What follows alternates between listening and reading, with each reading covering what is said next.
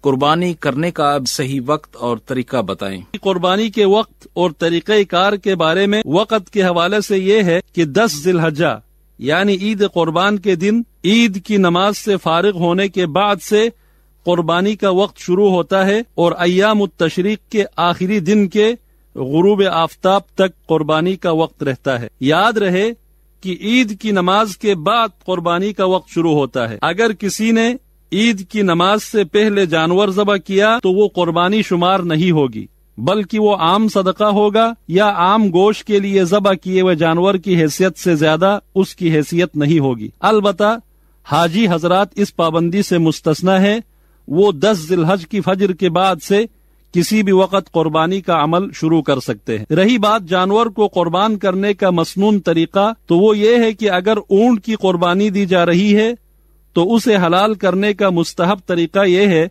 کہ اونٹ کو زمین پر نہ لٹایا جائے، بلکہ اسے کھڑا رکھ کر اگلا بایاں پاؤں موڑ کر گھٹنے کے ساتھ باندھ دیا جائے اور باقی تینوں پاؤں پر کھڑا رکھ کر چھرا یا خنجر اس کے سینے میں گونب کر شہ رگ کو کاٹ دیا جائے، جس سے فوری طور پر خون کا اخراج شروع ہوگا اور اونٹ خود بخود کسی ایک کروٹ زمین پر لیٹ جائے گا یا زمین پر لگ جائے گا، جبکہ باقی جانور گائے، بکرے، دمبے وغیرہ کو ذبح کرنے کے لیے ان آداب کا خیال رکھا جائے۔ جانور کو بائیں کروٹ پر قبلہ رخ کر کے زمین پر لٹایا جائے۔ دوسری بات، ذبح کرنے والا اپنا پاؤں جانور کی گردن پر مضبوطی سے دبا کر دائیں ہاتھ میں چھری لے کر ذبح کرے۔ ذبح کرتے وقت بسم اللہ واللہ اکبر کہہ کر گردن پر چھری پھیرے اور جانور کی رگ جان کو کاٹے۔ قربانی ایک عبادت ہے، اس عبادت کی ادائیگی کی نیت ضروری ہے۔ چھری تیز ہونا چاہیے